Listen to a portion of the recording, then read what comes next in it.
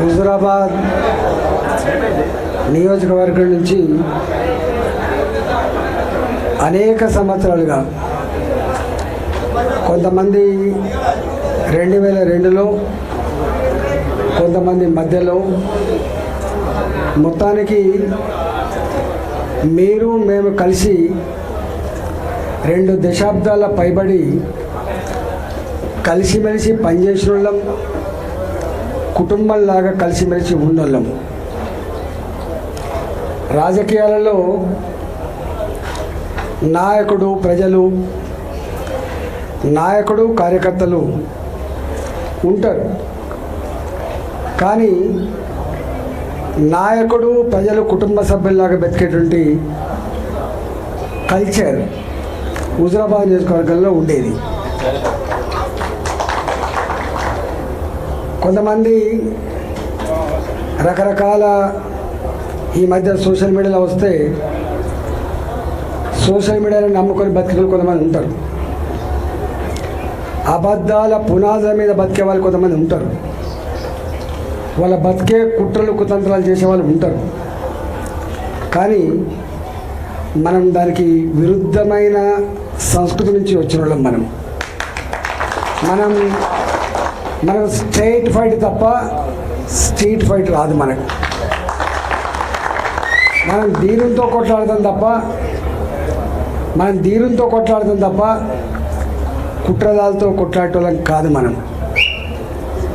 ఈ కుట్రలని, ఈ కుతంత్రాలని మీదికొక మాట లోపలికొక మాట మాట్లాడటం మీరు అంటున్నారు. వాళ్ళ సంగతి తేల్చాల్సిన శక్తి, సత్తా, దాన్ని ఛేదించేటువంటి కర్తవ్యం ప్రజలకు మాత్రమే ఉంటుంది తప్ప మన చిన్నవాళ్ళం అనుకుంటారు. ఇవన్నీ విషయాలు తెలుస్తాయా, గింతదాకా పోతుందా? కానీ కాలం చాలా గొప్పది. నేను చిన్నప్పుడు ఎమర్జెన్సీ ఎత్తేసిన తర్వాత ఓట్లు వచ్చినాయి. నేను చిన్న పిల్లగాని, ఆనాడు టీవీ లేదు. ఆనాడు కేవలం రేడియో మాత్రమే ఉండే. సెల్ ఫోన్ల కాలం కాదు, పేజర్ల కాలం కాదు, టీవీల కాలం కాదు. ఎవరో ఒక ఇంటికి పేపర్ వచ్చేది. సాయంత్రం పూట మాత్రం ఆల్ ఇండియా రేడియో న్యూస్ వచ్చేది. గా కాలంలో కశ్మీర్ నుంచి మొదలుపెట్టి కన్యాకుమారి వరకు ఆనాటి నియంతృత్వం, ఆనాటి ఎమర్జెన్సీ, ఆనాటి నరమేధానికి వ్యతిరేకంగా ప్రజలు ఎట్లా ఓట్లేసి గెలిపించారో మనం చూసినాం. అంటే ప్రజలు టెలిపతిలాగా కశ్మీర్ నుంచి మొదలుపెట్టి కన్యాకుమారి వరకు ఎట్లా సమాచారం చేరుతుందో, ఎట్లా పదుకున్నట్లు ఓట్లు ఎత్తారో 70 ఏళ్ళలో చూసిన నేను.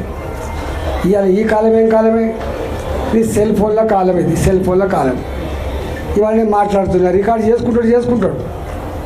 నేను బాజాప్తా యుద్ధం చేస్తాను తప్ప బేజాప్తా యుద్ధం చేస్తాడు కాదు.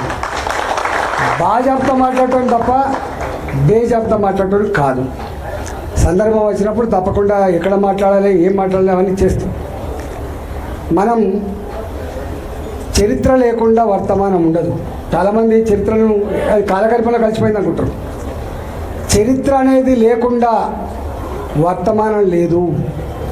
ఇవాళకి కూడా మనం 1947లో స్వతంత్రం వచ్చిందని చెప్పి ప్రతి సంవత్సరం సంబరాలు జరుపుకుంటూనే ఉన్నాం.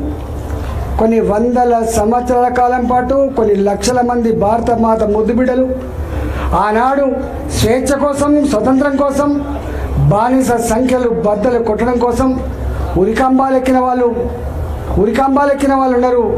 జైళ్ళలోనే మగ్గి చనిపోయిన వాళ్ళు ఉన్నారు. అనేక మంది తుపాకీ తూటాలకు బలైన వాళ్ళు కూడా ఉన్నారు. మనకు తెలుసు. ఆ చరిత్ర ఉంది కాబట్టే ఇవాళ మనం ఉన్నాం. చరిత్ర లేకపోతే ఇవాళ వర్తమానం లేదు. వర్తమానం లేకపోతే భవిష్యత్తు లేదు.